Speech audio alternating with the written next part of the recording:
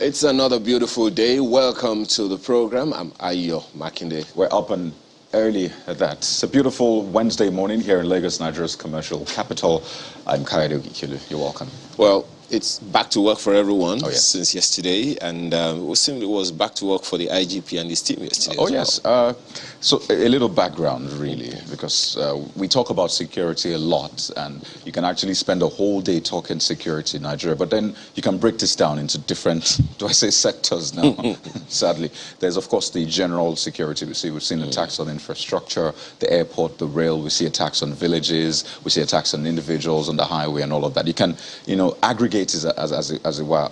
But then the one we're focusing on this morning is on schools, security in schools. And just yesterday, the Inspector General of Police ordered maximum protection of schools across the country, colleges, schools, secondary schools, especially anywhere you have students gathering, according to the statement that was put out. And, this, according to the statement, was meant to forestall attacks in light of recent, intelligence and all of that the police has gathered. And this is also coming just right after the UNICEF gave out the figure that 11,000 schools have been closed over time here in Nigeria. And of course, this is also related to security. So that is the direction this morning, maximum security. That's what the IGP, the statement from the Inspector General of Police actually said about schools in Nigeria, maximum security. Now, there will be a lot of questions. First, I need to commend the proactiveness of the police. At least we're not trying to follow up this time. We are staying ahead of this. So yes, we need to commend that, because you know what happens usually when you have attacks. There'll always be questions: where were the police? Where were the other security agencies? But this time, at least they're trying to stay ahead of this. So that's on the one hand, the proactiveness. Kudos to them for that. There'll be questions as to how well we can actually adequately secure the schools in the country. And that raises the question of the data available or that we found, concerning the schools. First of all, it's all about the numbers. Most certainly, Kade, the idea that the police, the force management team, is interested in it ahead of time is highly commendable. But let's look at the figures. Just recently, we heard that the police were saying, the welfare of the officers, the policemen were saying that they wanted to go on strike, and all of that. We're wondering, wait a minute, we thought that there was an increment in pay. And then that news came out. So what are the numbers? On the average, we have, from information available, we have less than 400,000 policemen, right? Yeah. How many of them work in the offices at the headquarters? How many of them are working in the offices at the state levels? So how many of them are really on the streets doing the real police job? That's one. And then even at the DPO levels, how many of them are working in the offices that cannot go out? That is one. Secondly, as of 2017, there are about 22,000 secondary schools alone. And we know that about 100 or so schools were recently employed, tertiary institutions. Oh, right. There were licenses given to them. Licenses given, so those ones also are coming up. We haven't talked about primary schools. We haven't talked about nursery schools. And these are all schools. So it would be nice to hear from the Office of the Force PRO, maybe perhaps further understanding of what the issues really are, because those numbers are a little scary for me.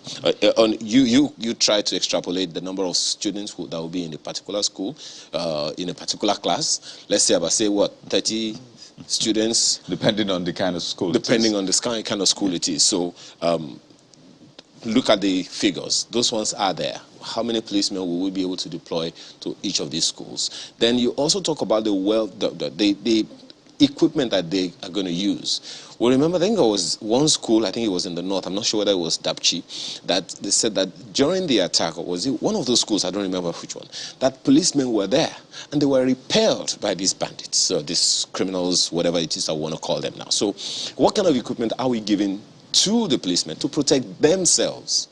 We have ordered maximum security. Kudos. But please, are we also looking at protecting the lives of the men we're deploying? Big question you raised there. And there will also be questions about how the students will view this. But hey, you need to be secure first. So, I mean, we can talk about how to de-escalate or how to help the students acclimatize and not, hamper their learning process. But, we can talk about security. Yes, it is very important when it comes to our schools. But then there's also another kind of security we need to provide for our children, our students. And I'll just put it under psychological, or do I say psychosocial help. In the light of the recent events we've seen, especially regarding Christian schools, it just raises the questions all the more that we need to better protect our children at home and in schools and ensure that we have professionals who can help those students. And I know, Nigeria is not big on psychology. People don't naturally say, I want to study psychology naturally. Or I want to go and see a psychologist. Exactly. We're not big on it, but I think it is time that we started paying attention to that very important area, because if there's anything, there's a lot to contend with in Nigeria. And adding that one to it, especially for the children, I think we should actually give them more help. I came across a quote this morning attributed to, I think, Mr. Dakoko Peter side, and I was talking about the fact that we need to be clear on what our vision is. And a number of people, I think it was yesterday I saw this one from Amnesty International talking about the fact that we haven't even been protecting our children enough, in the schools. Now, it is one thing for children to be kidnapped and rescued. That experience stays with them. So talking about that which you are talking about now, psychosocial security or protection of their minds, it's all about the environment. Yeah. And the environment starts from the home. And that example that you just cited now, there are those who are questioning, is it a problem of the school or a problem from the home, given all the information that is also coming out now. There is, Mr. Fatari quoted a Yoruba saying yesterday that when you give birth to a child, it takes 200 people to raise the child. And while those questions, because I know social media usually, that's the kind of topic that social media likes. But one thing we should not forget to do is to protect the child or the children involved right now. If there's anything, yes, we can throw the blames and ensure that this doesn't happen again. But what is really important right now the most is the protection of those children, ensuring they get the appropriate help. And that's why I call to question just how many experts we have, child psychology experts, clinical psychologists, counselors. I know that there's some work going on in that area, but with a population of 200 million people, I imagine children are a substantial chunk of that. We need way more. Question you want to ask, first of all, Kayode, is, with the caliber of people we have in various levels of authority in our country today, what kind of psychosocial assistance did they get 20 years ago, 30 years ago? I think we can use that to extrapolate into the future. And it would determine the kind of future that we want to have. Come on, Kayode, it's the truth. You understand it better than I do. Absolutely, a very important point you raised, which is why we must do right by those ones. Clearly something we can go on and on about, really, because it touches at the very core of this nation. You can tell a lot about a nation with the way they treat the children and the elderly. Well, so many things. We just have to do our part. Every single one of us will have a role to play, and I wish we would all make it a point of duty to quote the national pledge every day. I pledge to Nigeria, my country, to be faithful, loyal, and honest, to serve Nigeria with all my strength, to defend her unity and uphold her honor and glory. So help me God. Maybe you'll make it yours as well. Let's take a look at the papers right after now.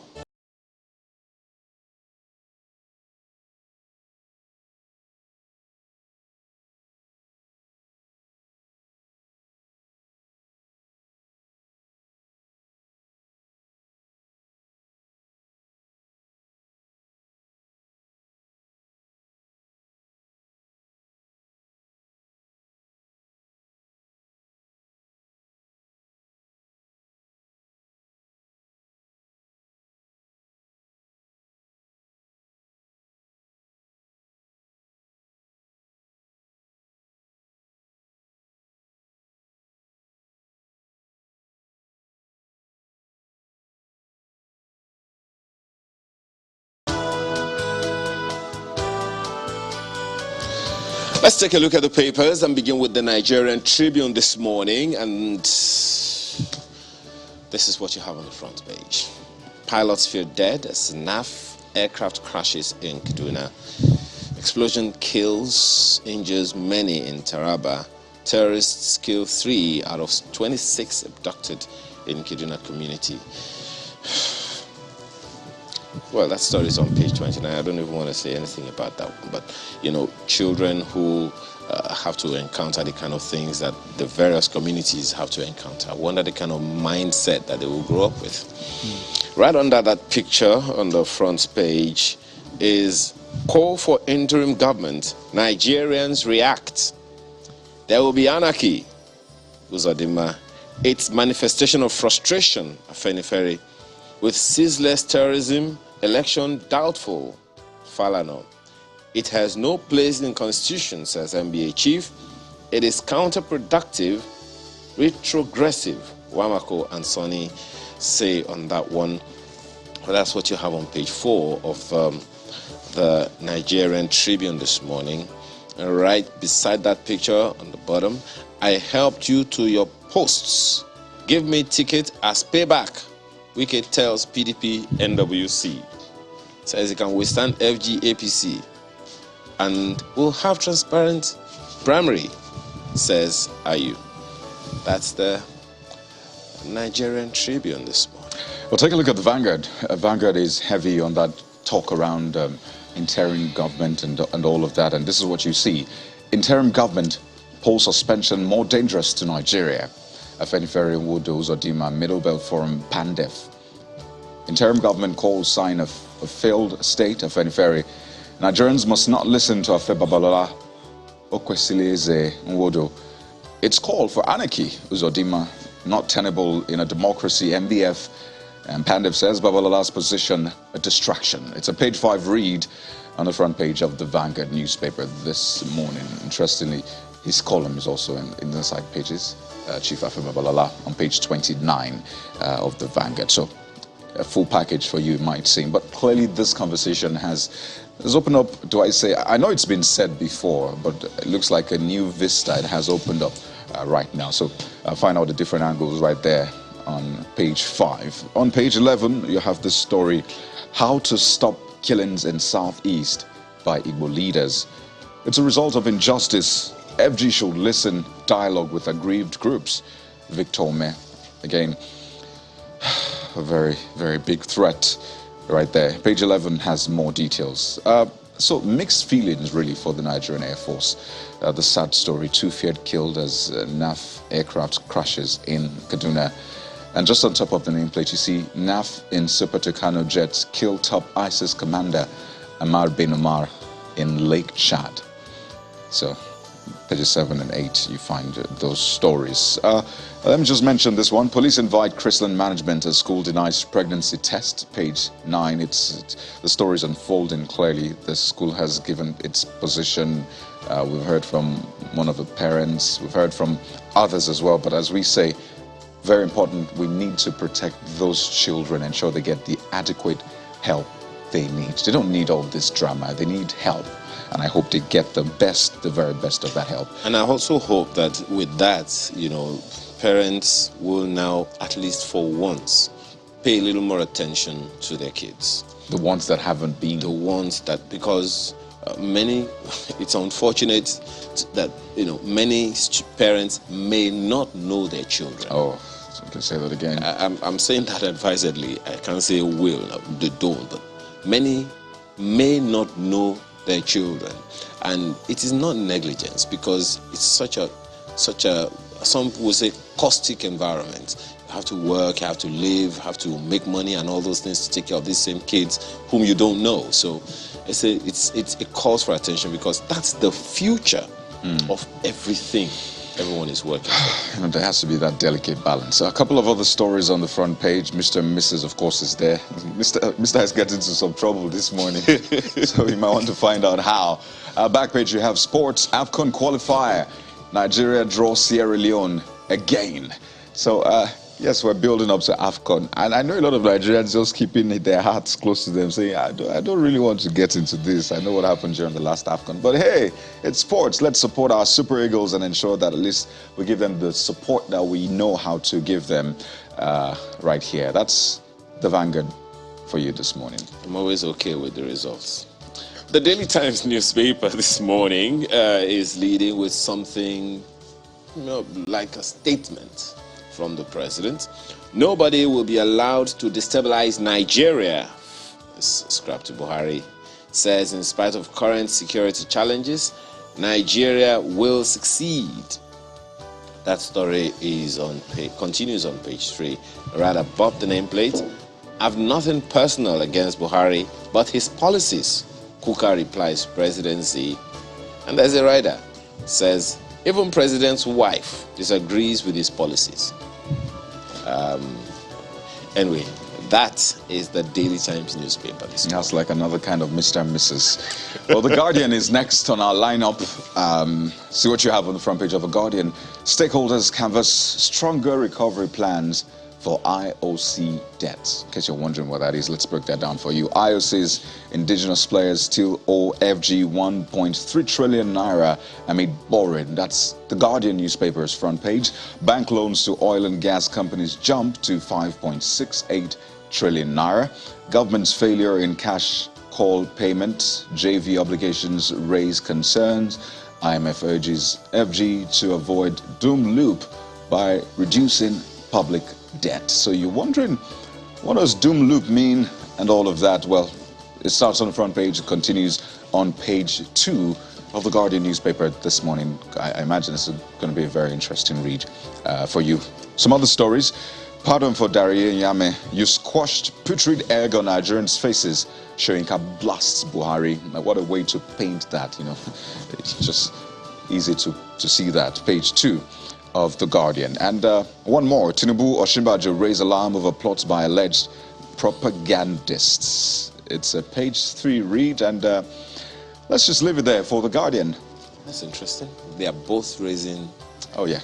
Interesting. The Leadership newspaper has this one on its front page, completely different mostly from the lead of other papers, and it's about a health issue. Cancer patients stranded for months at National Hospital over, guess what? Faulty machine. Oh, wow. And I hear the National Hospital used to be the go-to place, or clearly, and now... And I thought we would have learned. I mean, there were those who say UCH in Ibadan was the go-to industry in Africa.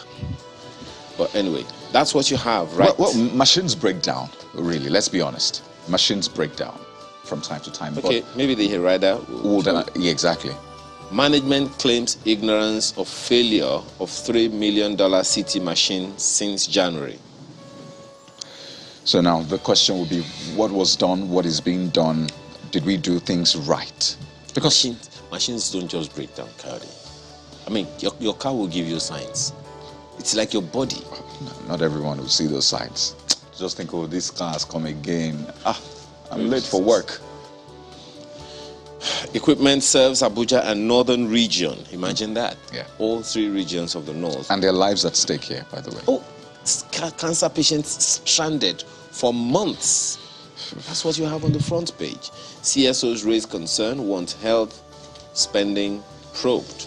That's the lead of the Leadership newspaper this morning. And above that one, Wike to PDP NWC. I helped you emerge, now pay me back. That's on page 7. IMF reviews Nigeria's growth forecast from 2.7% to 3.4%. Okay, looks good, right? But there are those who are saying, look, we should be growing higher than the population. In fact, double digits is what some people say. But there you have it. Well, take a look at the New Telegraph. This one will interest you, definitely. The front page of the New Telegraph has this story. Nigeria can now produce SIM cards for Africa. Pantami seeks rep support for enhanced tech-based startups. So page 2 has more details. Can now produce SIM cards for Africa. Yes, everybody needs SIM cards these days. So remember how much it cost you to buy it when you first came to Nigeria? Oh, goodness.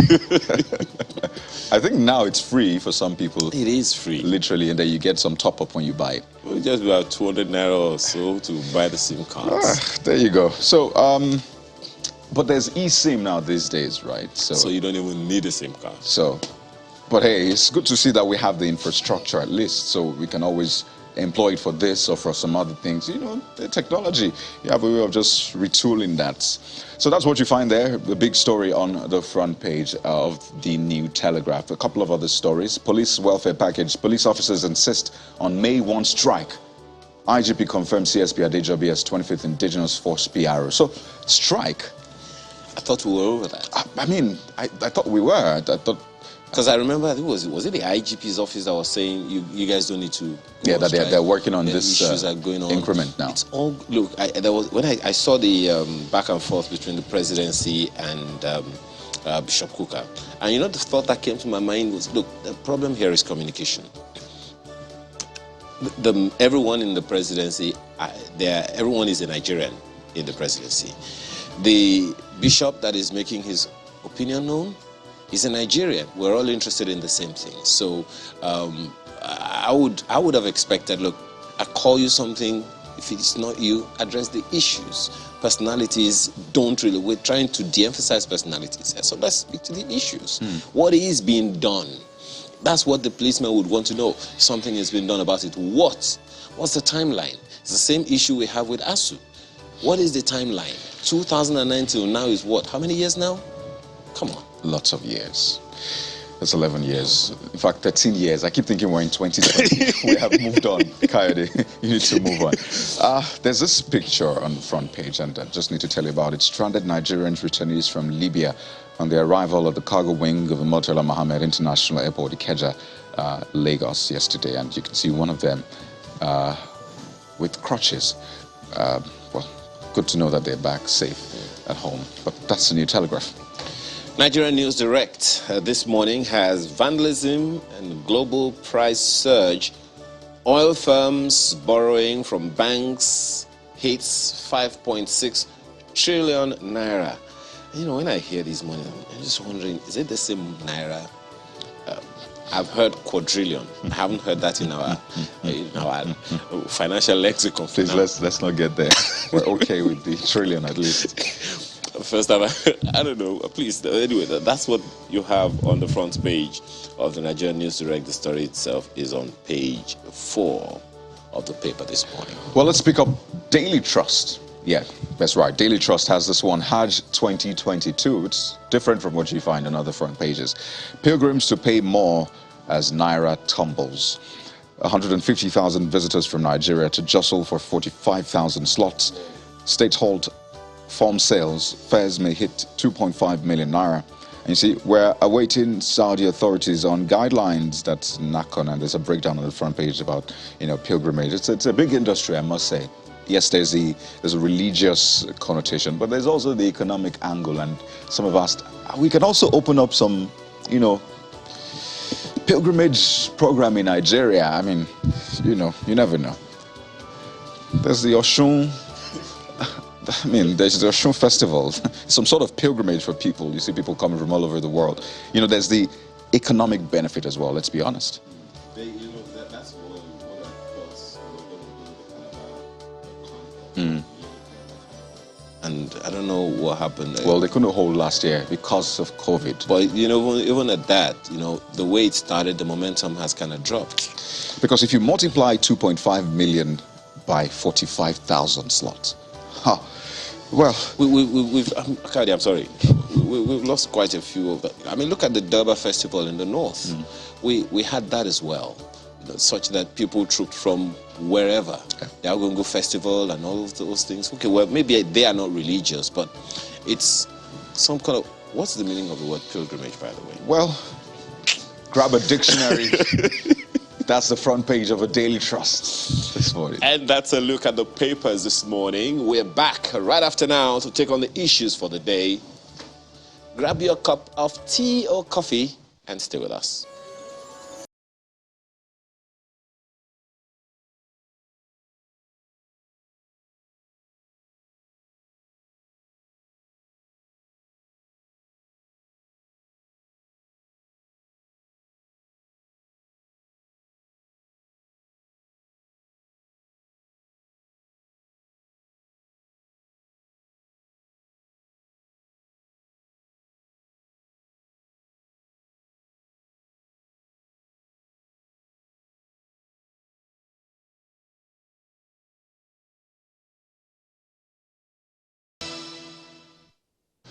Well, for 9 weeks and 3 days now, the Academic Staff Union of Universities has been on strike. And something played out yesterday. I'll just share this quickly with you. It was on social media, on Twitter.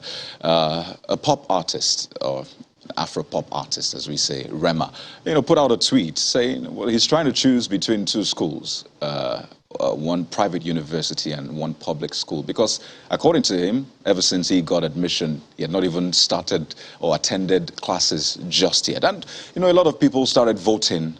Some voted public, some voted private. In fact, you had those schools come out on Twitter to try and, ask him to come, find very creative ways to do it. But, a lot of conversation, a lot of fun around that. But what was very instructive for me was the sad commentary that actually one of the schools, if he chose the private school, he would resume ASAP. But if he chose the public school, he'll still have to wait because ASUU is on strike. And amidst all of the banter, as they say, that was what stuck out for me. It was just the irony of it. But this morning, let's try to find out what has happened so far. Our students are at home, not in school, for close to 10 weeks now. And to do that with us, we're joined on the program by Professor Emmanuel Osodeke, who is the President, Academic Staff Union of Universities. He joins us live from Umuahia this morning via Zoom. Prof, it's good to have you on the program. And I'll just get straight into it. What is outstanding right now? Thank you very much, and good morning.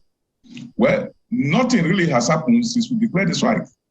The federal government has not shown any sign that they are going to resolve these issues. We've not had any meaningful meeting with any of their organs, neither the Minister of Labour nor the Minister of Education. And the negotiations they put in place, we had a brief meeting with them, and they didn't come with anything from the government. They just went around the ministries, got some information that we expected, and came. That had nothing to do with the strike. So really, nothing significant has happened since we declared the strike about 9 weeks ago, which means that this system really not interested in about education. If all universities are shut down for 9 weeks and there's no single comment from the government side, it shows that something really is going.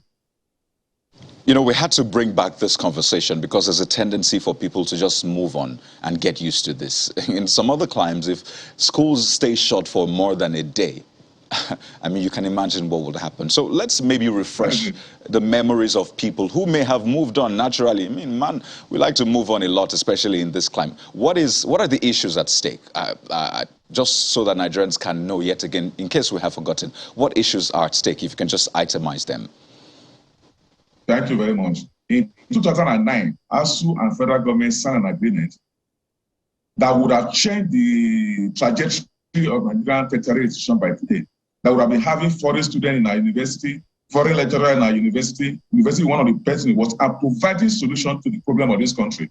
But sadly enough, that agreement has not been implemented after 9 years. And that agreement was, both sides agreed that every three years should be reviewed. But 12 years later, it has not been reviewed. 30 years later, I'm sorry. What are the issues? Number one is the issue of funding of the universities. Number two is the welfare of staff, of lecturers in the university and staff and students. And number three is the issue of autonomy of the system. And number four are other general issues. That is the broad headline on which we reach an agreement. So we have been pushing this government to implement the overtime. When we finished that agreement, federal government didn't believe what was in the agreement. So they set up a committee, their own committee, headed by the present chairman of INEC, Professor Mamu Yaku, to go around all the universities with experts to look at the state of the universities. And they came out with a need assessment report that was very damning. Now you have a first generation university using stove as bouncing burner. You have some universities where you have 16 students in 12 by 12 feet room.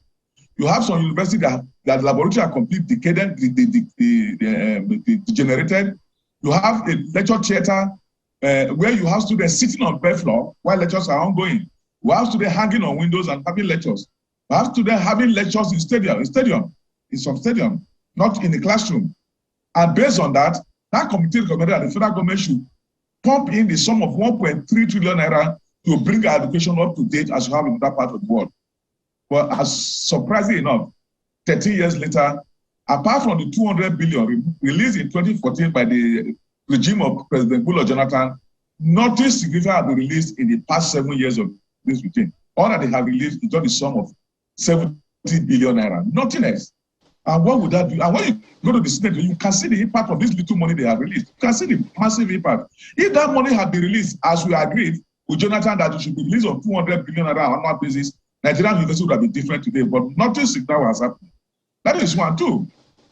While we were doing this on autonomy, suddenly they introduced what they call IPPIS, a terrible program that was bought by the World Bank in 2006. The World Bank that had nothing to do with Nigeria bought this program, calculated the amount, and pumped on Nigeria as our debt, and said, go and use it to pay your staff. Why should a country like Nigeria with intellectuals go outside to buy a program just to pay salary? You are paying billions of dollars to buy a program to pay salary to your staff. Very ridiculous. And they introduced to the system. And we said, you can't do that. The university is different from civil servants or any other thing. You cannot bring a single line payment system to pay salary of lecturers.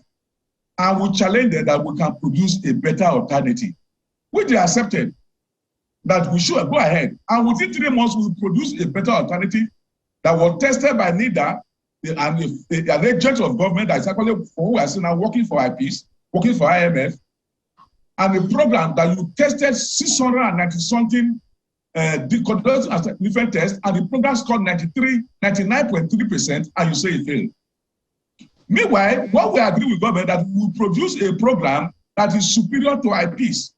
And we have asked this NIDA, have you tested the IPs to know whether it is to compare with our UTAS and see what is better?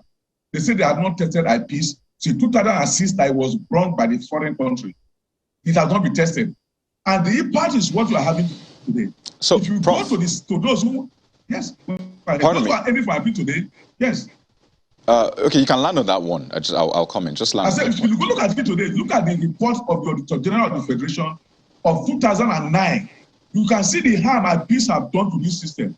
If you look at the report of the head of service of the Federation recently, that about 3,000 to 30,000 who have been secretly put into IPs fund back, it shows you that IPs were just a fraud to defraud this country. And we have produced alternative, and the NIDA and their team and the Minister of Communication are doing everything to destroy that IPs.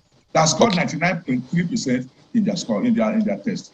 So essentially, this is about welfare, the 2009 and eventually the 2012 needs assessment, and IPs versus UTAS, essentially. No, there's a major one that is more fundamental to all of it. Okay. Which is the negotiation of the 2009 agreement. We concluded that negotiation in May 2021. And the government team was supposed to go back to their government to get their permission to sign. Why we decided to also go back to our members to get their permission to sign. Since May 2021 till date, they have not come back to us. Almost a year. Right. So to what extent, Prof, was the 2009 agreement renegotiated? Because, I mean, if people cast their minds back, for those who can remember, even the 2009 agreement, the build-up was rocky. ASUU had been on strike, I think, since June that year for about 4 months until they came to an agreement. And I recall the back and forth. The then Minister of Education, Dr. Sam Egu, and the ASUU president at that time, Prof. Awuzie, I remember. It was under President Yar'Adua's administration at that time. It was a major one. It was really rocky. So the 2009 agreement, some would even tell you, was faulty from the scratch. I recall the Senate president saying that, people that even represented the government didn't know their right from their left. He was quoted as saying that some years after. So really, under what condition was the 2009 agreement signed in the first place? Because it seems that's where we're building all of this on. Thank you very much. The chairman of that negotiation team for quite a long time is known as Onosode. You remember Onosode? Gamale Onosode. Yes. Honestly, Gamale Onosode was the chairman of the committee until later on Ayo Banjo was brought in. It was a friendly environment. When we raise issues about what is going on, even the man had to travel around the country at his own expense to determine whether what we are saying are correct. And they were all correct. And we signed that agreement. Are you following? When we really signed that agreement, government decided to say, no, we need to investigate what we have done. And they set up a panel, like I said, headed Professor Mahmoud, to go around on his own, the government team, to look at whether what we are saying are correct. And they came out with the need assessment report that was adopted by the government. So there was no pressure, there was nothing. The issue were well discussed, both sides made concession, and we reached an agreement, friendly agreement that was signed after getting the permission of the government. And somebody will not come today and say they were pushed to sign it. It's just how to dodge what they are supposed to. If they have done, what is 200 billion to fund university in a year? If you want to be interested in Nigerian university, that is it. So it's not correct. Let me also give you this. When you go around Nigerian university today, you will not see any foreign student, except those maybe whose mother is the Nigerian or father is the Nigerian. If you go around Nigerian university today, you will not see any foreign lecturer.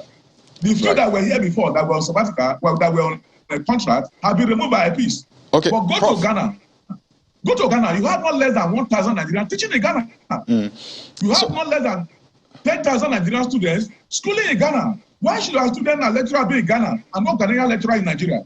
Well, Prof, being someone who knows the inside workings, I mean, you know how this has played out so far. So yes, from 2009, we transitioned to the 2012 needs assessment and the outcome of that. But in 2013, there was another strike by ASUU, incidentally, and then Minister of Labour, Emeka Wogu, said there were some areas, you know, of the agreements that needed to be renegotiated if it was to be satisfactorily implemented. By that time, the strike was, I think, in its third week in July 2013. So again, 2009 had its issues. 2012, just a year after, issues came up. But when you say that this was renegotiated in 2021, to what extent was it renegotiated? What did ASUU have to maybe give and take?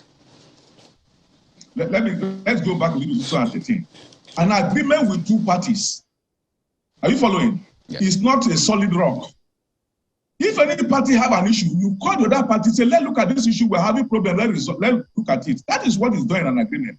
It's not solid that it must be sold. Agreement, that's why we say every 3 years, let it negotiate. So that if there are issues the government cannot handle, we look at them. If there are issues the also want, we look at them. That's what we agree, that every 3 years, so that we'll solve this problem too. When we met in 2014, we met with President Goodluck Jonathan for 14 hours, the president who was committed to that issue as at that time. We look at all the issue again, we say, instead of reading 1.3 as they go into the system, let's spread it over 6 years. That is our concession. Let's spread it over 6 years instead of losing 1.3 trillion as they go.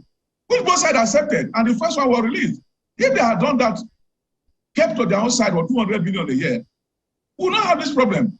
So we have always considered as we go along on issues that the government raised that they cannot implement, but they will not do anything.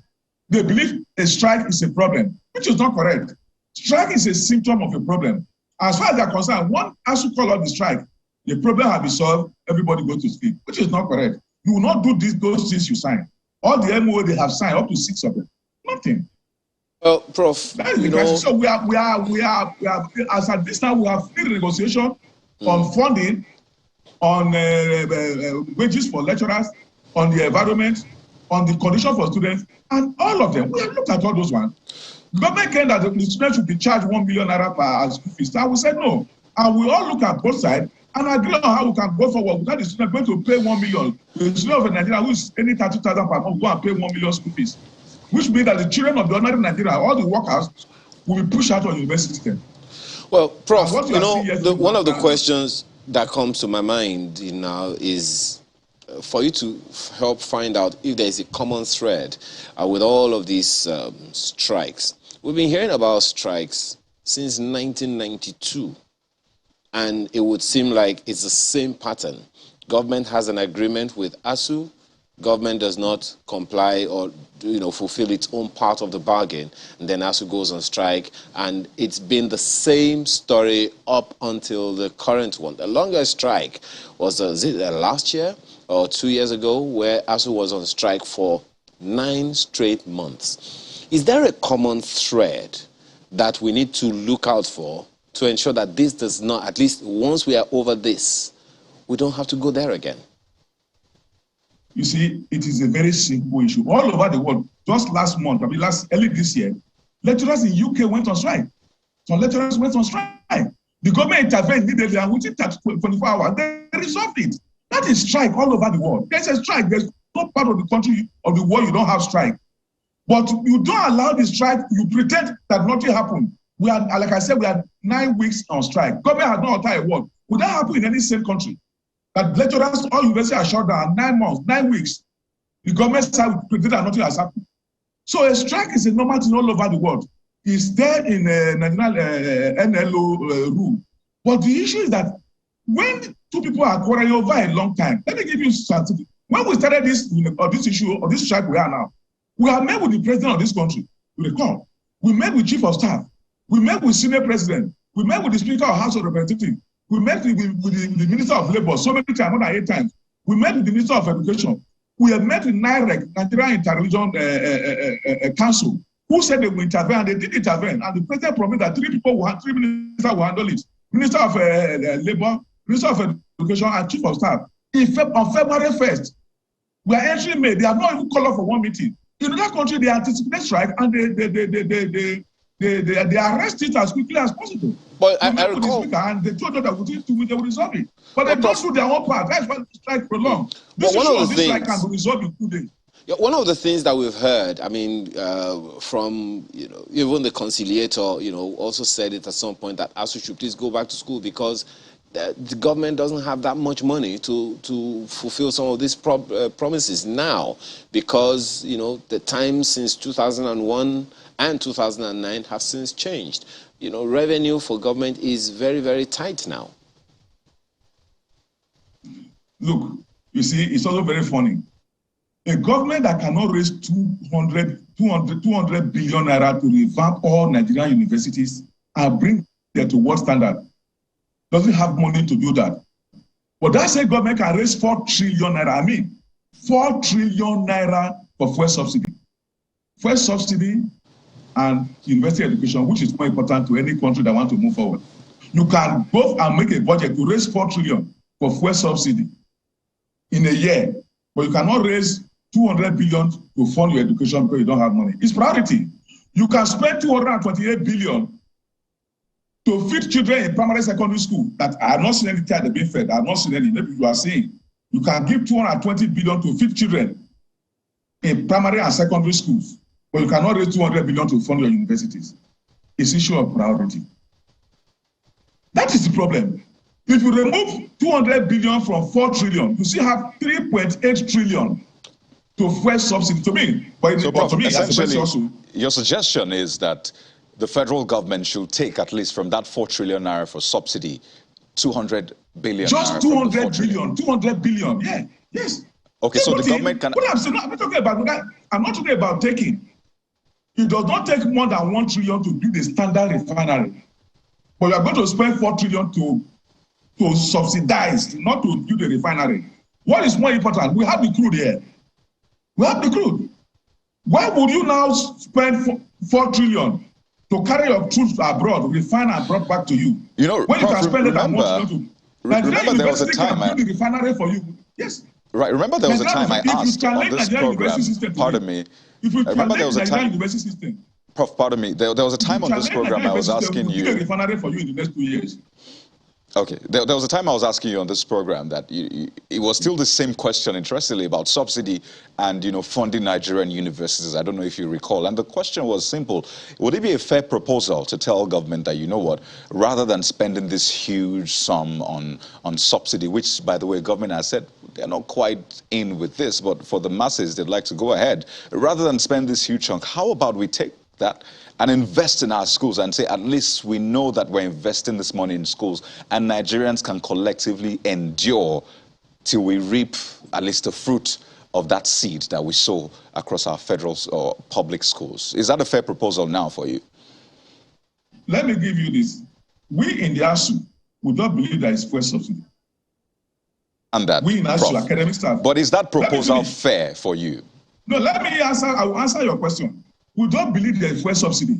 There is no country in the world. You have the crude, you have the intelligentsias, and you say you are going to be importing fuel for the past 23 years. You are importing fuel. You couldn't build a refinery. There is something that is ongoing. It's not subsidy. No country will do that in the world. That you have the you have the intelligentsia. In the 60s, 70s, 80s, we were building 4 refineries, and now Now, 1990 today, we can't build one refinery or service the old one and spending billions every year to so-called service those ones that are not working. So we don't believe in first subsidy. That's one too. What we are saying is, if the priority of Nigeria, just like every other part of the world, that number one priority is education, because education will ginger your economy, ginger your system. We will not be looking at how to fund education properly by allocating a very good budgetary allocation to education that we have in other countries like Ghana, like South Africa, like where our students are running to today in Africa. I'm not talking about Europe or Ukraine. We will fund our education to generate money for you. We were told, Central Bank came out with a report recently that Nigeria spend 1.6 trillion naira every year to fund school fees in outside the country. 1.6 trillion. If our system is working, we will be getting such money from other countries. So that's what we are saying. If this priority is education, we rather than subsidy. Subsidy, I don't know what that one mean in all true sense, because you can't be having the product and you are subsidizing it. We should refine. It didn't take Dangote 5 years to build the refinery. They didn't. Okay. They are taking Nigerian government more than 23 years. You cannot do something. It's interesting that you're saying that as well now, because we recall that, even before the president, came into power in 2015, he had said the same thing about subsidy not being existent. But the realities are the same. Maybe if you had different facts, you would also think the same. But listen to this comment from the governor of Delta State on the same issue. The president needs to put on record that the ongoing strike by the Academic Staff Union of the Universities has no bearing with the Delta State government.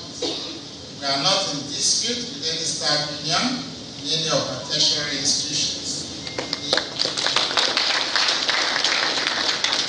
The issues raised by ASUU at national level do not pertain to us in Delta, as the allowances they are asking for are already being enjoyed by staff and tertiary institutions.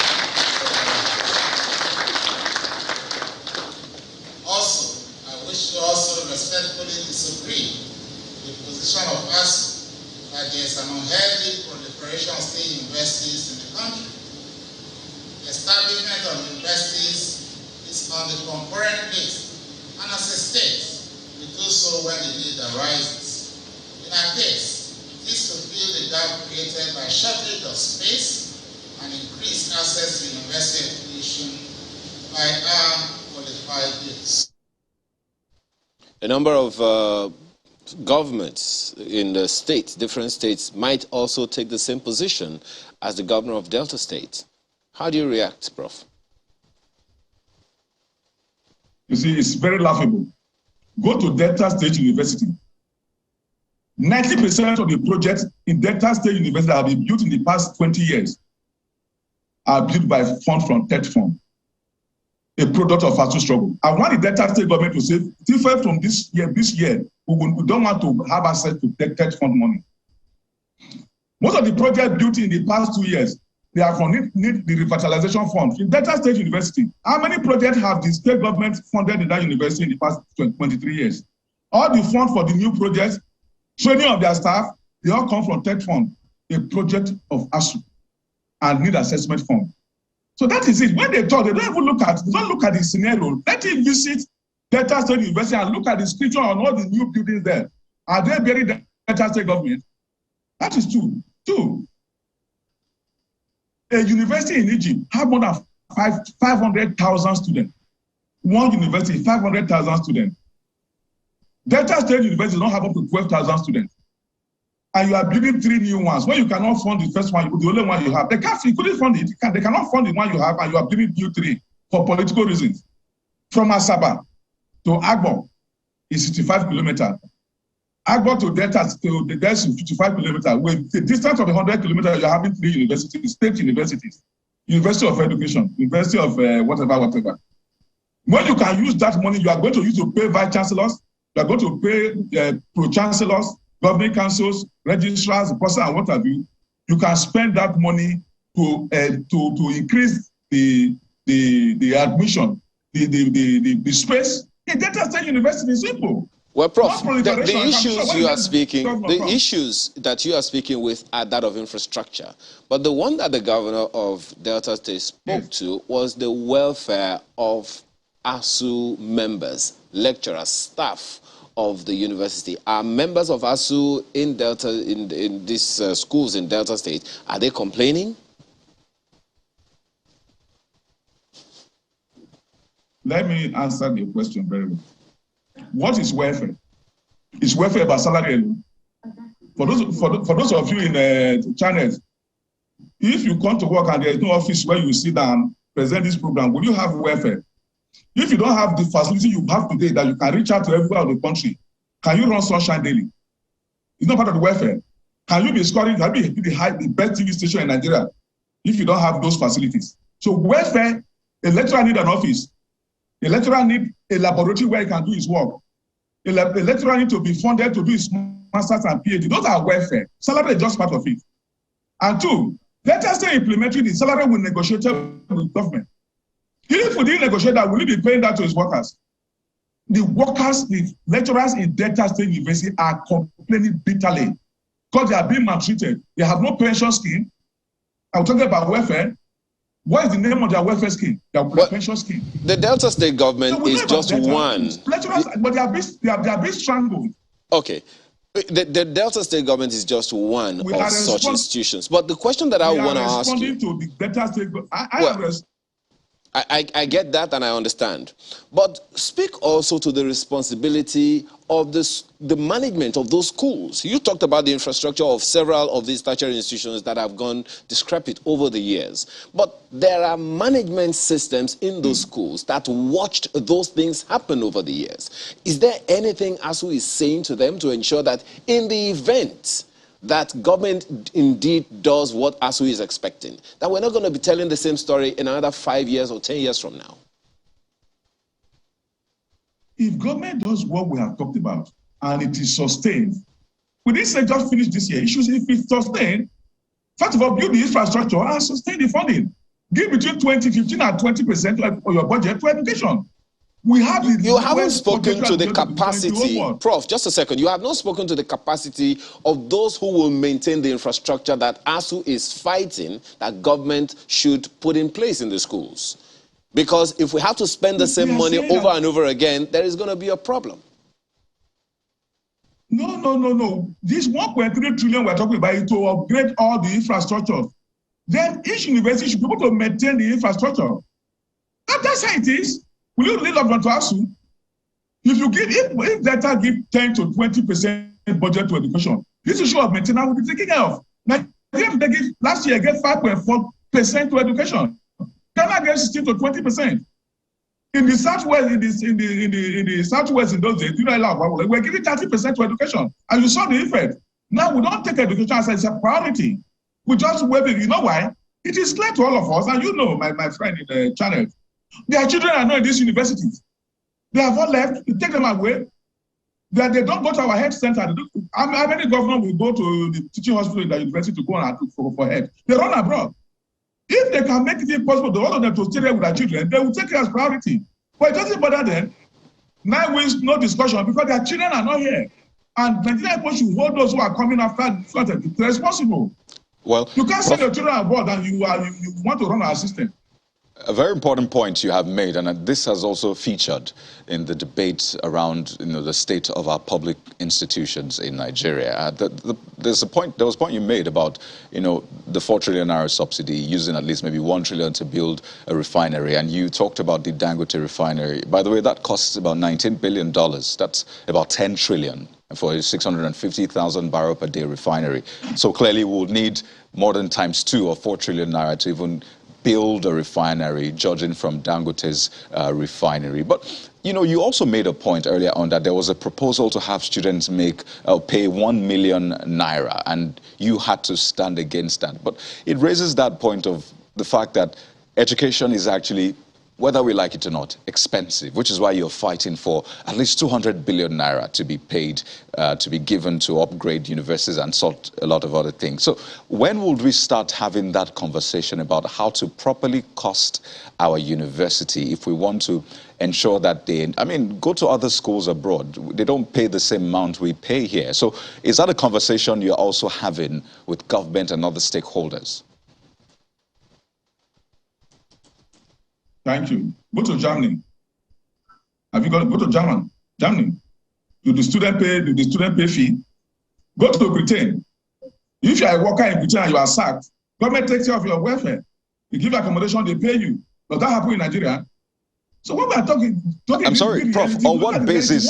On what basis are you comparing Nigeria with Germany, really? On what is it in terms of our GDP, in terms of, on what basis, really? The value of our money, or really what basis? No, you brought the idea of what happened. You brought the idea that in that countries, people pay fee that they don't pay here. Not Germany, I said other countries. So I'm asking that. It's not correct. That what I'm saying, that thing you are saying is not correct. Because in many of those countries, the education is subsidized.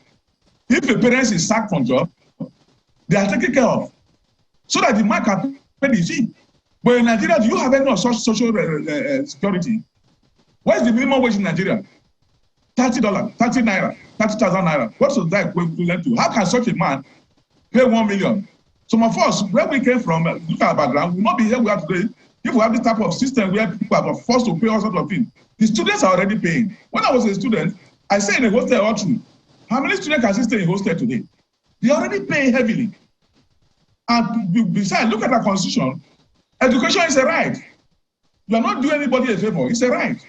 On that same issue of the reference that you just made to education in the UK, Festus Akimboyewa on Twitter is kind of responding to you. He says, not all lecturers went on strike in the UK, and they went on strike because they want improvement in their pensions. But the ASUU president should know that education is marketized in the UK. UK lecturers are not, well, that's the much that he said there. How do you respond? My response is this. Many Nigerians have become so, you have the inferiority complex. Inferiority complex. The Nigerian will send a child to Ukraine, go and study. You leave Unilag. The Nigerian will busy talking about that country. They don't look at the real trajectory of those countries. In UK, what is the budgetary allocation for UK government to education compared to Nigeria? Percentage, we're not talking about the quantum. You see, Nigeria, a little thing runs away. A doctor runs away. Everybody running away. Take your children away. God, inferiority complex. The place if I go to US, it's better for me. Forget that this is your country. This is where your children will be. This is where your grandchildren will come back to. So I don't respond to such people. They have inferiority complex. Well, you know, this is, I'm hoping we can come off this conversation with at least some workable solutions. People have actually suggested that maybe we should raise like a GoFundMe account so Nigerians can actually raise these funds. If it looks like, you know, government is now bulging, how about we just call on Nigerians, let us pull together our funds. I know that at least we salvage the tertiary, you know, institutions in Nigeria. But there are those who, you know, they say, let's face reality. The government says, we're raising a renegotiation committee. Apparently, ASUU has not been attending. I think the last time it was only the government side that showed up for the meeting. And they said that, you know what, maybe it's high time that ASUU, you know what, steps down from this metaphorical ivory tower. You know, it is like a metaphor for people in a place that is divorced from the reality out there, which is why they use the term ivory tower. So what do you say to those people that say, well, it's time for ASUU to come down from that ivory tower and face reality? We are facing reality and face it very well. The reality is that the government is not interested in public education. They want it to happen. What happened in primary secondary to happen? Take over by their own university, private. This story we're talking about, this young man who said one of the private universities should come to lead Unilag, and because Unilag has to be delayed. Let me tell you about that young man and his advice. In 10 years' time, when he graduates for Unilag, he'll be a proud alumnus of Unilag. But if you graduate for that small university somewhere, nobody will know where he is. So if you think about the future, that is it. Two, is that the reality is that Nigeria is giving the lowest percentage of its budget to education because of lack of priority. Any day they give the proper percentage to education, you solve the problem. That is true. If you look at the agreement we are talking about of 2021 that government refused to sign, there are two major sections, funding and welfare and infrastructure. We have raised a number of issues that will assist government in funding the system, just like we did with tech fund. But they are not looking at that. When you look at the funding document, we have raised where government can raise this money without going to the budgetary system, but they are so-called positive fund. We have raised all these areas they can raise funds, just like we raised with tech fund, that is also raising money today. But they are not bothering to look at that. They just look at the salary, which is not correct. We expect the government to set up a technical team, a team that will read without bias. So look at that agreement. Okay, we have Prof. suggested how government can raise money to increase the funding. Yeah, just a quick one, and then we can conclude on this conversation. A lot of helplessness and hopelessness for many students today whose future literally depends on the activities of ASUU. And ASUU is definitely also calling on government to do the needful in order for them to go back to school. It would seem like everyone is on tethers right now. What must give for ASUU to return to school? Well, for the students, I have more than 8 children in school. Some my own, some are those I'm sponsoring. I sponsor more than 8 students who are not my children in the system because of the environment we find ourselves. So they are here, they are told with me. If you look around, you see them around here. So they are my children are too. But for me, it is better for my children to graduate with good certificate, with laboratories that are well established, have good degree that can go out with, than just rushing them through the system and put them into the market as we are doing in some of the universities today. Let me tell you, in the 60s and 70s, you don't hear about building collapsing in Nigeria. Because the engineers that were trained then passed through the system, good laboratories, good practical, and what have you, and they went to the system to man the system. Today, there is no day, week, a building does not collapse in Nigeria, including a 21-story building. That is the outcome of what Nigeria is building without funding our education. You didn't hear about building collapse in the 70s, 80s, but today is any week the building does not collapse, killing human beings because of the poor laboratory, poor infrastructure we have in the system. And these people go out from this system because of God for that reason. Within a short time, they become head of very sensitive area of the country, and you are having the product. So that is it. Nigeria should think about this country. It took us just 3 months to develop a program that federal government is paying billions of naira to a company outside. It took us 3 months to develop UTAS. And so as if we have been paying so much money to the country, if government have challenged us to do this for us in 2006, we don't need to, those trillions, billions we are paying to those foreign countries would have been safe for our education system. If you look at today, every government travel abroad, we are looking for foreign partner, we are looking for foreign partner, we are looking for this. When you have your university there that you can challenge to do those work for you, well, Prof, I think that's a great place to anchor, really. It's been quite an interesting conversation, but the problem is still out there, and we look forward to at least a resolution in the shortest possible time. But just quickly, which of this is the ASUU's handle on Twitter? Because a lot of people try to engage. So you have the ASUU NGR, ASUU NGN, and ASUU_NGN, and a host of others. Do you have an official Twitter handle for ASUU so people can know where to get the right information? We decided not to have one because the people have been, they're all fake. All the ones are all fake. The people have been creating, so we decided not to have any official one for now until we can resolve this issue of security of the cyber system. But today, the people are just creating all sorts of things. So we are being very careful and we are working on that. So no Twitter handle for ASUU? No. Well, we'd like to thank you so much, Professor Emmanuel Sodeka, President, Academic Staff Union of Universities, ASUU. We wish you the very best. Thank you. Thank you very much. Well, we'll go on a quick break now, and when we return, we'll take a look at another angle to this, how to solve this seemingly intractable problem, because whether you like it or not, the solutions are out there. So let's rein them in a moment. Stay with us.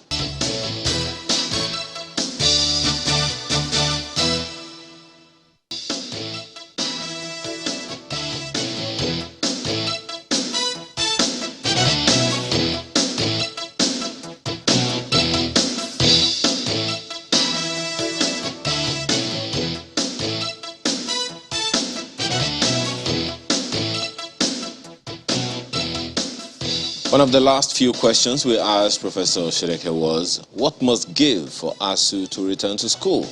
That's where we begin this morning with Professor Ayoyemi Lawal Arowolo, who is a lecturer in industrial law. Thank you so much for joining us this morning. Thank you. Good morning. First of all, your own thoughts on this. You are, should I say, you are also a victim as well? Yes, I said I was going to start with that. I am also a victim of ASUU strike, 1992. Oh. Not 9 months, 18 months straight up. 18 months, it affected me mentally. You can say I'm a chubby person. I actually slimmed down a lot because I wouldn't eat. I was tired. My parents were adamant I had to stay in school. I wasn't going to go abroad. And I know some of my colleagues went abroad and some of them are not lawyers today because they just had to leave. They were tired of what was going on. 18 months straight up, we didn't go to school. So 1990, 100 level, 1992 out of school, 92 going to 300 level, out of school for a long time. And then do you know what happens? We go back to school, so it's back to back, back to back, back to back. So some of us kind of scaled through because we get other exposures. I finished and I traveled, and then, yes, you're good. They claim you're good. But some don't have that opportunity. So we were quarter-baked or half-baked or three-quarter-baked, whatever we are, because it's back to back, because we needed to finish on time. We resumed September 1990, and we left July 1997. 7 years for a 5-year course. And I never failed a course. So, are you saying that there are students who may suffer the same fate now? Yes, and that's why I'm thinking, in all of these battles, do we ever prioritize the students? Sometimes in class, I ask my students, what do you think? And each time they go after ASUU. No, ASUU's not being fair. Who did I go after then? Who did I think offended me? Who made me spend 7 years? ASUU. Sometimes we don't think about the government. Your mind just doesn't go to the government. Who is going on strike? It is ASUU. Yes, do you sympathize with ASUU? Yes. Because they're not just fighting their own cause. They're fighting the cause of the students as well. You see some public universities, the kids are sitting on the floor. No, that's not right. But sometimes they don't mind sitting on the floor just to get done with school. As far as they're in school, right? As far as they're in school. I heard that there was this news, I don't know if it is true or not, it could be fake news, of the student that committed suicide. Sometimes it does affect students mentally. The question is, where are the students in all of us? I know that. Sorry, in all of the, I remember something that you said earlier, about psychosocial assistance for children, and that would probably even spill for students now. From your own experience, if you don't mind me going back there again and trying to juxtapose it with the current realities today. Yeah. There are those who may not have, just as you said, the privilege of going abroad to balance things out that you have, but there are those who are stuck here now. It's ASUU or nothing else. Nigerian public universities or nothing else for them. But in terms of psychosocial assistance, do you think is it time for us to be talking about it, or it's too early? I think it's time. Going back as well again, 1992, 3 decades, 30 years, ASUU back and forth. And they're still waiting for the government. So it's about time. They're still waiting for the government. And the students are really suffering because you see them. I have a student who is going to be in year 4 come this year. She's 19. And the same people she got into school with in public universities are in year 1. Oh, wow. Oh, wow. So how do you think they feel beside each other? It's about time we did something about the situation. And I just believe the strike is not working. If it were 3 decades, 30 years, what can we do to make it work? Because I'm also an academic and all that. So I kind of sympathize with ASUU. We all go after the federal government and stuff like that. But sometimes you think, okay, they claim they don't have the money. They hardly have the money and all that. But what are we going to do? Because why? Lots of lives, their mental state, their physical state. Some of them give up. Some of them don't do it anymore. Lots of lives. And then thank God for private universities. I'll have to say that. Because if there were no private universities, then there'll be more lives, do you understand? Put into this triangle of federal government ASUU issues. And then what I feel in the future as well is you soon start having private universities that are quite cheap enough because they'll be dealing with quantity. And then maybe with time, people will just be like, public universities, might become extinct. I don't know. And you know, that's really dangerous for a lot of people. Because speaking with Professor Sodeke, and he was saying that there was a proposal to have students pay 1 million, and he thought, no way, what's even the minimum wage in Nigeria? And we're talking 1 million. So yes, for some people, thank God they're private universities, but for some others, I mean, they can't even aspire to achieve that or to afford that, to be honest, as at today. I mean, even the parents that afford it will tell you what they have to go through just to pay the fees. But you said something quite instructive, that strikes are not working anymore. And for ASUU, strikes are the most potent tool. So if strikes are not working, if the MOAs, MOUs, there's another one, if those ones aren't working, so what do we do, really? What's the option? I don't know. Sometimes I think the fees of private universities are exaggerated. You have them cutting across. I've seen a private university of 200,000. Depends on what you want. That's still more than a public university anyway. Some public universities are getting to that point. I don't want to mention names, but they're getting to the point of 250. I went 90 naira, 250 naira. Some public universities are getting to that point of being above 100, of being above 200. So it gets to that point whereby, just like you have private primary schools and secondary schools, they'll call some mushroom primary schools or mushroom that they pay 40,000 a term, 40,000 naira a term, and you have the big ones that pay 500,000. So there'll be a point in time where people say, let's deal with quantity. The more you have, the more. And the other thing I want to say, when we raise funds in universities. Private universities raise funds. We find a way to raise funds.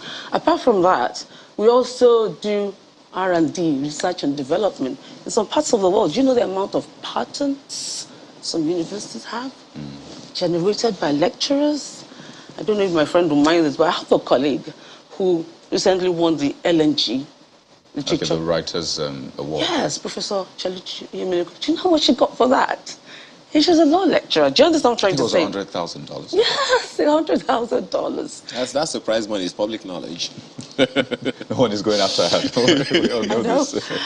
So I know. So I'm thinking you have intellectual properties. That's what we do. Whether from copyright, patents, trademark. Copyright, especially copyright and patents. Patents are inventions. Do you understand? It's part of the points we get for promotion. How many patents do you have? How can universities generate income without the federal government? So you're saying this whole strike thing is not working, then universities need to look inwards to raise funds? So. But, I think so. So that's a very interesting point you made. But we have to talk about the agreement for the sake of the kids. Of the students, definitely. But we need to talk about the agreements signed as well. And some of them date back to, in fact, the 2009 agreement was a 2006 renegotiated agreement. Then they had a 2012 needs assessment. They had another MOU, MOA, and the others signed afterwards. But, there's something they call collective bargaining. And what ASUU, in fact, NLC has even joined voices with ASUU saying, you have to respect this. An agreement was signed. Pen was put to paper. You weren't under influence or anything. It wasn't under duress. It was signed. And so what do you think in that angle? Because ASUU is saying, well, it's an agreement. You have to abide by it. Yes. I think one should recognize when another party is calling for time. Let's do the negotiations. Let's bargain. Everybody knows a collective agreement is nothing but a collective bargaining agreement. It's nothing but a gentleman's handshake. Okay, I'll do it. What if he doesn't do it? Then you go on strike. Then you keep going on strike. Then you forever go on strike. What if he doesn't do it? What do? You need to think of a plan B. We're not saying they should, like they said, they go on strike in other parts of the world. Actually, this we learned from the British. They started this strike. If you notice, the Americans don't do it as much. You do it. There was this that's time. why we got the song Solidarity Forever. Forever. Yeah, exactly. Divided, and then there was this time, let me use this as an example. I was going to go for a fellowship in the UK. I won't mention the university. And I sent in a letter of application saying, I'm coming over. I would like to come over. Can you accommodate me for a semester that year, 2018? And she didn't respond to me for 2 months. And then she finally responded and said, we're on strike. So on Thursdays, I don't do nothing. On Tuesdays, I don't do nothing. Mondays, Wednesdays, Fridays, she goes to school normal. It's kind of like there's a balance. It will affect the students, but not as much as it happens here. Do you understand? The government doesn't want that. They don't want her not going to school on Thursdays. So she said that's why she's not responded, that they just called off the strike. That's why she's responding to me, because she got the message on a certain day. She didn't check her mail on some days and stuff like that. So there's a balance. The kids are still going to school, but not like it should be. So that's why when you have strikes, you have the go slow. Do you understand? You have different forms of strike. Walk to rule. Do you understand? There are various forms. So this one is like, we do it so we get a response. There's no response. Collective bargaining agreement before 2006, way back. This has been ongoing forever. It's been, so we need to do something.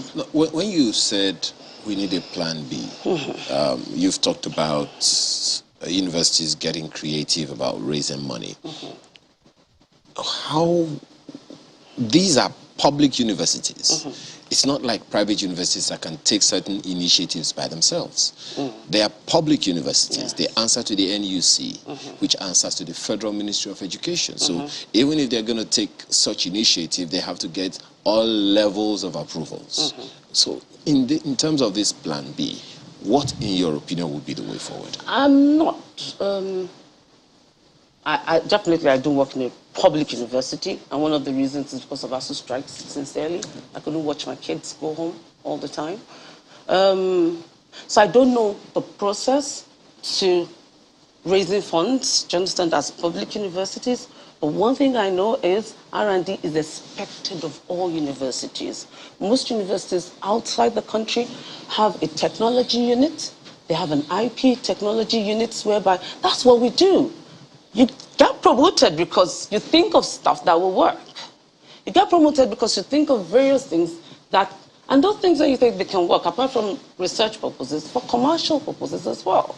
Do you understand? So individual lecturers. Individual lectures, that's what we do. We're meant to do research for the development of the country. So for instance, in the science departments and even in teaching hospitals and all that, you need to come up with inventions. It's required of us as lecturers to come up with such things. So if that will get you some money and stuff like that, I wouldn't say I know what NUC will say, but I don't think NUC has an axe to say, no, don't do research and development. No, don't generate inventions. No, don't be creative. Because it's part of the criteria.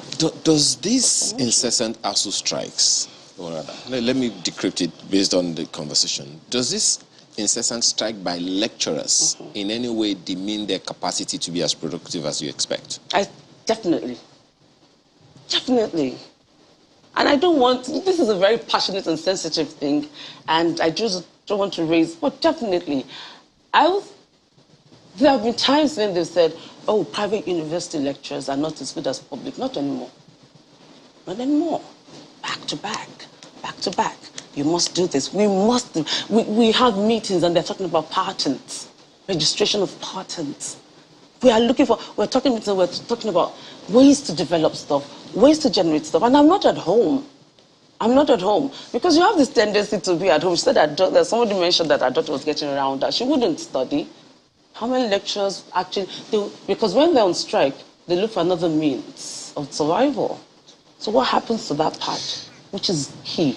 We must be on point, up to date on all our areas of specialization. I think there are exceptions to that. I know students who have found other means of educating themselves, online especially. Some have picked up coding, developing and all of that. In fact, some of them say, maybe school is not working for me. I'll focus on, is it fashion and all of that. And I mean, different strokes for different folks. But you mentioned gentleman's agreement then, and that presupposes that there are two gentlemen.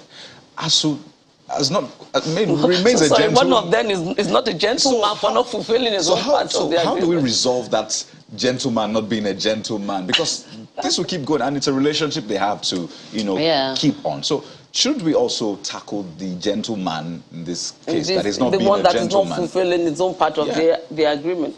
I just want to mention something quickly before that as well. I've seen students from public universities who find another means of income, then come to a private university. Because in the world, without that document or certification, they feel they're not at par. They actually make that money, to go in.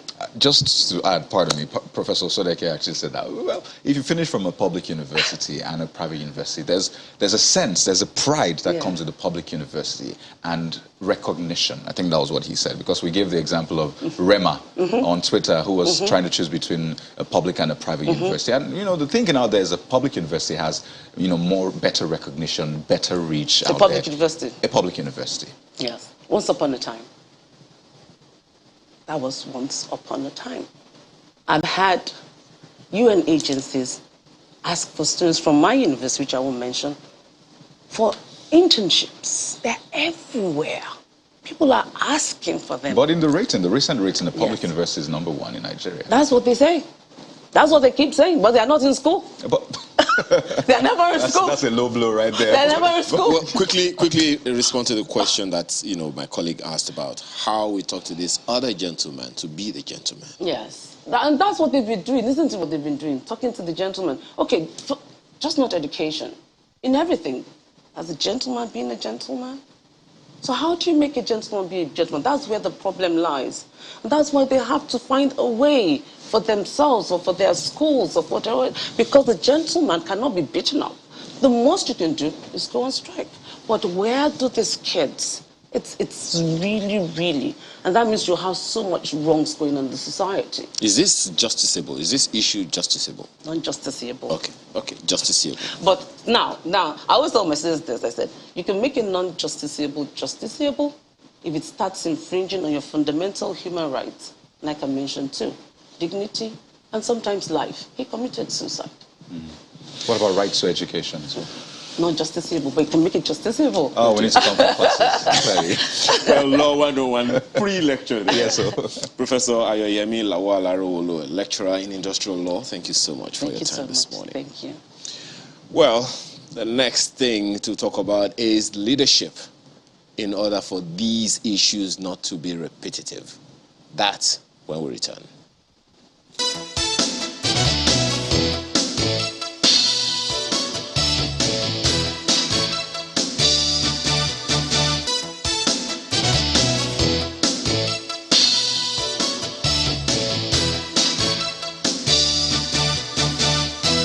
It's been called the season of declarations. You have people declaring to run for president, to run for governor, to run for, you know, seats in federal and state houses of assembly. So, yes, it's understandable. It is that season. But, yes, it is a season. But beyond that, we need to also know what to look out for. We need to arm Nigerians with what to exactly look out for so we can select the right people in this leadership recruitment process. And to talk about that this morning, help us, you know, stay in the right direction is Dr. Oke Ikechukwu, who is Executive Director, Development Specs Academy. He joins us live from our Abuja studio this morning. Thank you, Dr. Ikechukwu, for joining us on the program. Well, I'd like to start off from the conversation we had just before, you know, coming to you. And it's about the strike. And I just want to get your thoughts on this. There's been a lot of back and forth between ASUU and the federal government since decades ago. Is it now fair? Do you think it's moral? It's morally right and fair to go about, you know, declaring, go about preparing for, you know, the elections and the politicking when our students have been home for over 9 weeks? Is that moral in your perspective? From my perspective, I see nothing legally or morally wrong with that, for a simple reason. You have the academic calendar, you have the political calendar, you have the electoral calendar. So we need not bring the world to an end because somebody was remiss in one aspect of our national life.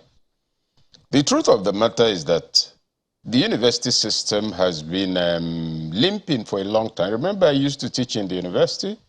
So the ASUU federal government problem is not new.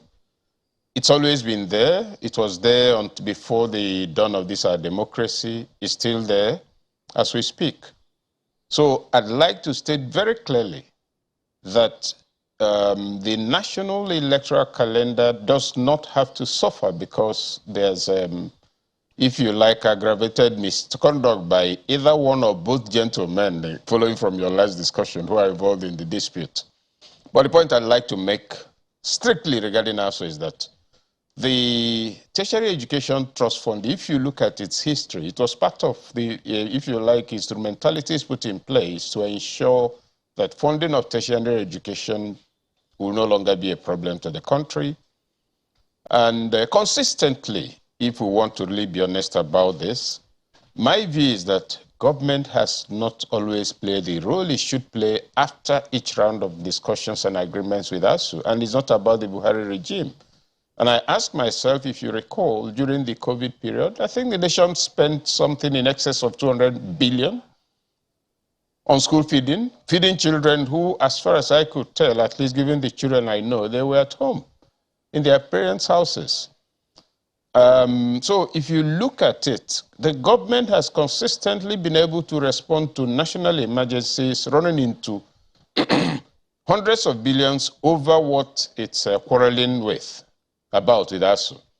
So my suspicion is that it is possible to intervene and end the impasse with ASUU, but that for some reasons which are not clear to me, that has not happened. So question of suspending elections, no. The next chairman is in office to do a job. All institutions of state cannot shut down, but the real misfortune is that the Federal Republic of Nigeria is playing with its human capital factory. The only factory in existence that generates capacities for creating citizens and for development. It's not good. And move from ASUU, which other organization is not on strike at the moment? So it is a leadership problem and not just a question of whether ASUU is being of good behavior or not. But I'll add a caveat and insist that this problem is not new, and it will point more to an elite attitude to scholarship, learning, development, and education than to any particular government's disposition towards ASUU today. It predates the last 20, 25 years, so let's be real. So, Doctor, well, this is not about stopping elections or postponing elections, but this is about, you've said that we've had emergency situations in the country, and some would say this is equally an emergency situation, having a strike for up to 10 weeks. And I wonder then, what is the point of all this if you, as you said, that human capital factory is moribund? Then who are we electing the leaders for? Who's going to be electing the leaders? Isn't it just papering over cracks when we have major problems, but we seem to be playing the ostrich? Isn't this an emergency situation enough? It's more than an emergency. It's actually, it's gone beyond an emergency. It's more of a catastrophe when you think of the consequences already arising from the mistakes made. So I'm actually on the same page with you. The point I was making in my initial observation is that if the nation can respond to emergencies running into hundreds of billions sometimes at short notice, if the government could spend how much on to build rail lines to Mali, the economic value of which is open to argument, the Federal Republic of Nigeria has capacity to meet the demands of ASUU 4 times over. And my issue is, I do not understand why that is not happening. The facts are on the table across several fronts. The IPPIS issue about, irregular, fluctuating figures in payments. If your agreement says you're retiring at 65 and you have a platform that says once you're 50 or 55 or less than 65, you're retired. If you're migrated to that platform, of course, you lose relevance. You stop. It's a whole, catalog of misfortunes. We are joking with what we need not joke with. Education is a primary national priority. The university system has responsibility for producing the highest quality of human capital in terms of capacities to drive the rest of the country. You can speak of other levels of education, but the university system is different. Now, people are being forced, like you observed in your earlier comments, to look for alternatives, and I think that's something else we should also wake up to, so that we don't think it's only the universities, particularly public universities, now offer degrees. But coming around to the issue on which I say I'm on the same page with you, the ASUU matter, the disagreement with our lecturers, is not something, don't declare a state of emergency, please. We've been hearing such, with all due respect, nonsense. Don't declare a state of emergency, solve the problem. Let the universities get back to work. Let the students be in school instead of picking up anti-citizen development skills because they are idle. So not emergency, please. Get the problem solved. That's what's of interest to me. Well, the rail line being built to Niger, some would wonder, Doc, if the capacity could have been created from the universities in Nigeria as opposed to having to import the brains that needed to do it. You know, it is the same university that one would have expected would prepare leaders, electable leaders into office. I don't know what your take would be on that. Do you think the universities are being utilized? You used a very instructive word the other time. Is the factory, the education system is the factory that produces the nation's human capital. One then begins to wonder if the factory is not as efficient or effective as it ought to be. Where then, or how promising is it for us to employ the right set of people in the coming general elections? No. The factory has been dysfunctional for a long time, and we should not carry on as if it's just the university system. The factory has several components, beginning with the nursery level.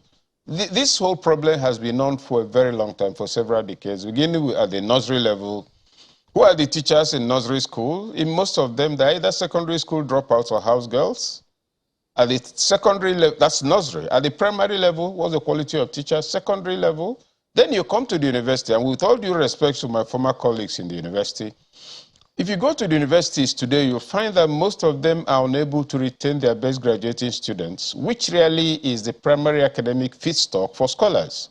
So, in many cases, third-rate scholars get in, produce fourth-rate materials, and you find grammatical blunders at various levels of the academic ladder that you would not have tolerated at the first-year level back then. Now, the factory is dysfunctional. It's not only the university that produces human capital, let's be real. It's a certain level of elite human capital, engineering, among other disciplines. And then you have others, you have vocational training. But the point I'm making about the university system is this. The values people pick up from being students, they no longer have enough chance to pick up those values because they are mostly either at home, on the streets, and even when at home, their parents cannot monitor them. So, yeah, it will not be, without the university being in place, that's not what will prevent people from voting in elections, because there's also a level of education and literacy about citizenship that may not be part of the academic content of what you study in the university. So that's why I keep insisting on disaggregating the two. The university system needs to get back to work. But Prof, the question that I raised about the leadership recruitment system and the elections is, I mean, one would have expected that the people to be employed in the next elections, the people to be elected into office, would have a measure of resources from the same university system, the education system. They should have been educated at the university level to be able to produce the kind of results that we want. You just referenced it in a way, third-class lecturers producing fourth-class brains. So is that to say that we do not have enough capacity? What kind of leadership, how optimistic are you that the next set of leaders we will produce in 2023 will be able to at least take us a little further than where we are now?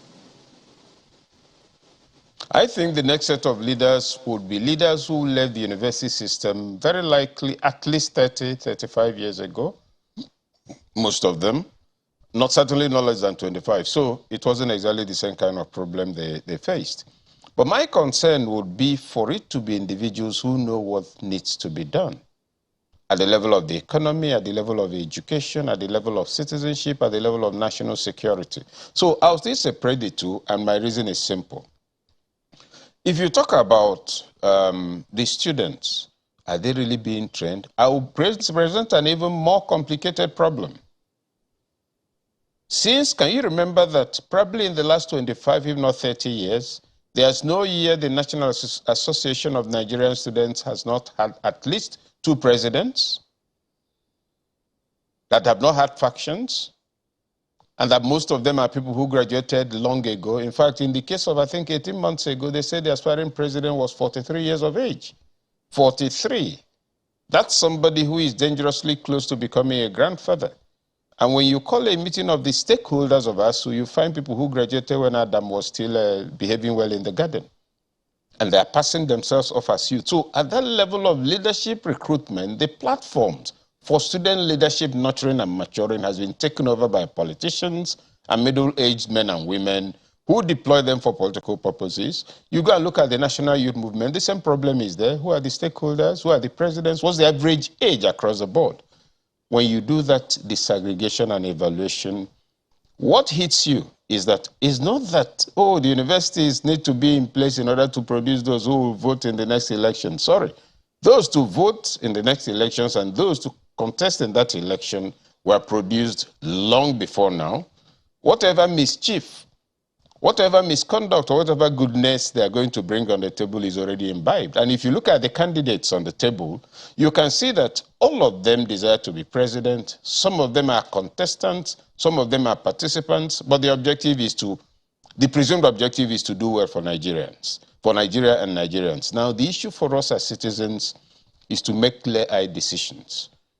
Itemize our problems. These are the problems we see. Okay, we don't think John can do it. We think Musa can do it. We don't think Andrew can do it. We think it's Bayo.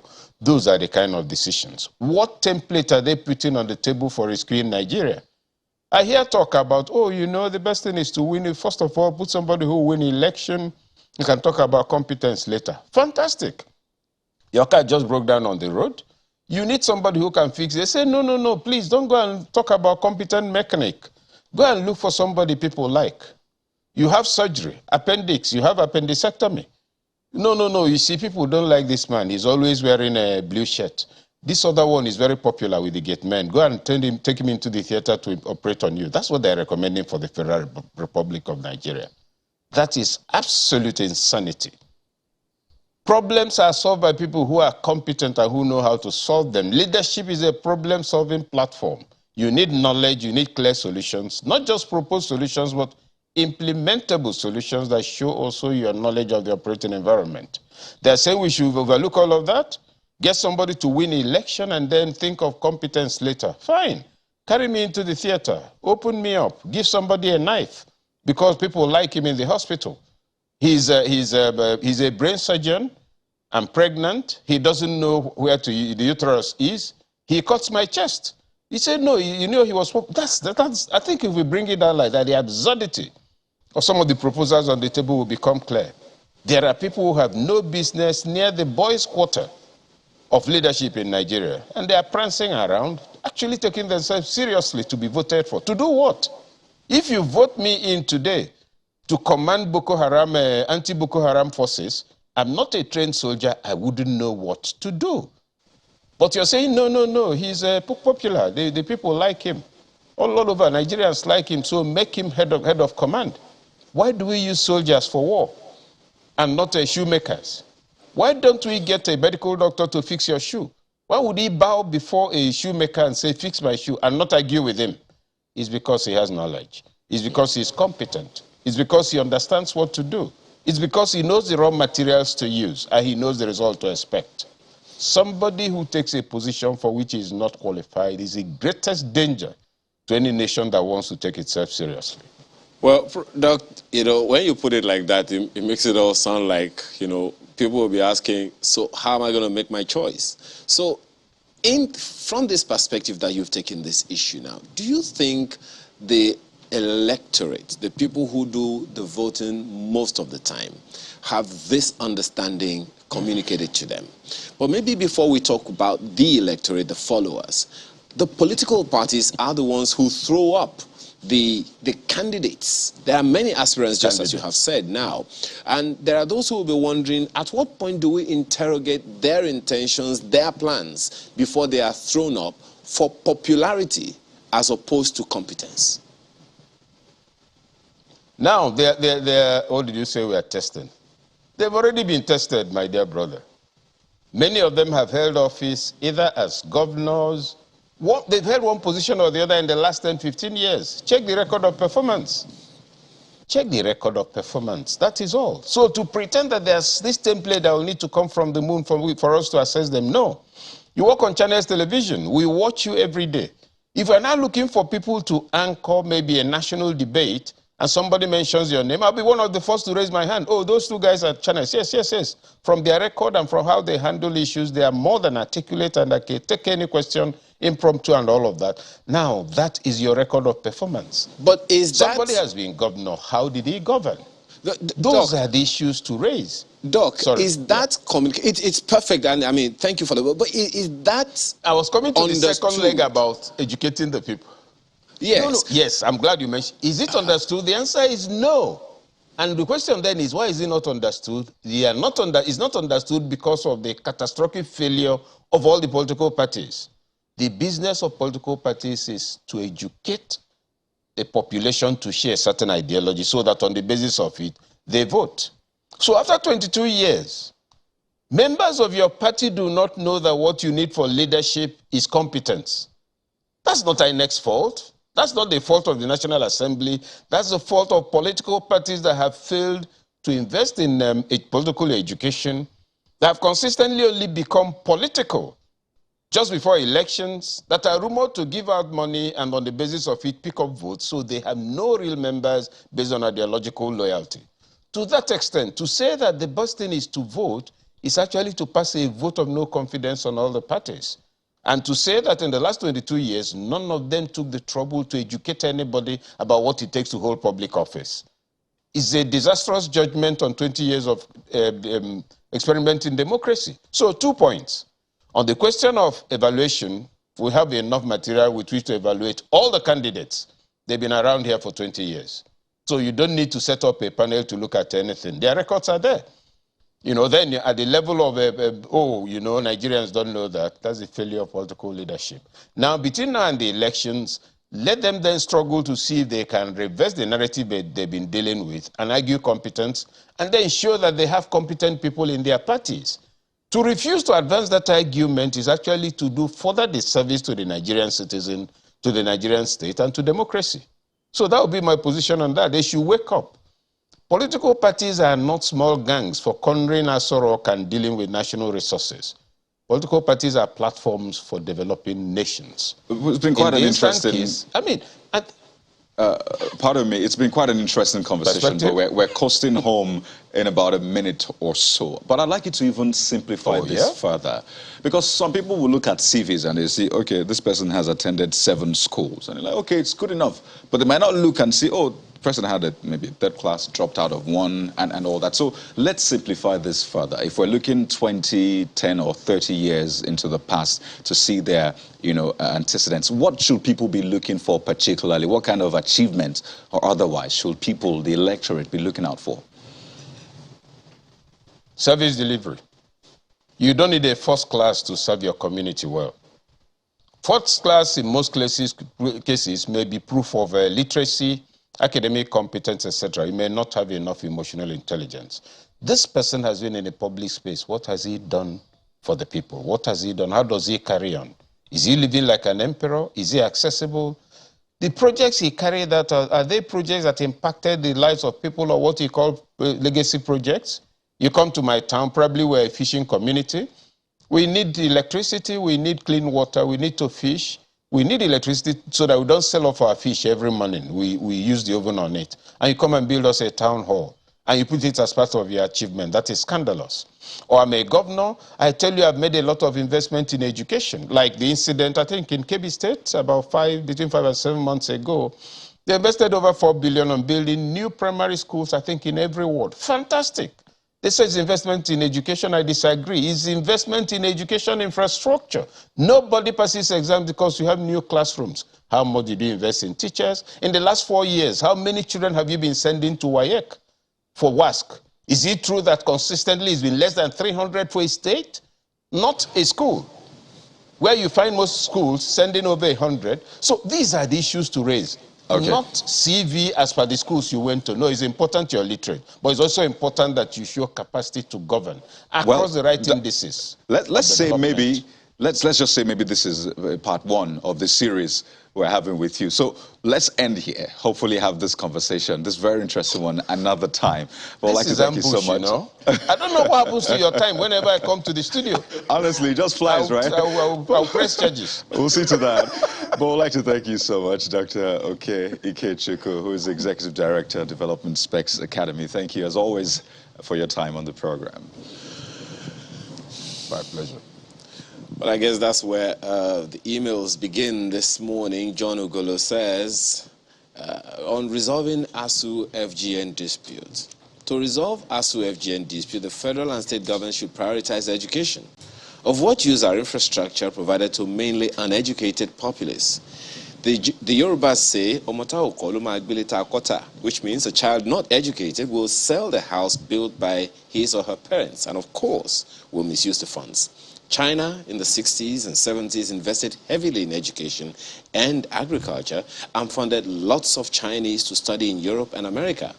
By so doing, China built the foundation for core intellectuals that are building China today. You know, God when I saw, bless Nigeria. Amen. When I saw China, I thought I was going to give a proverb in Mandarin or something, and you'll have to say it. Well, take a look at this tweet from Olagujo Oladele saying, this strike did not affect the entire government. It affected a part deemed non-essential, which is the future.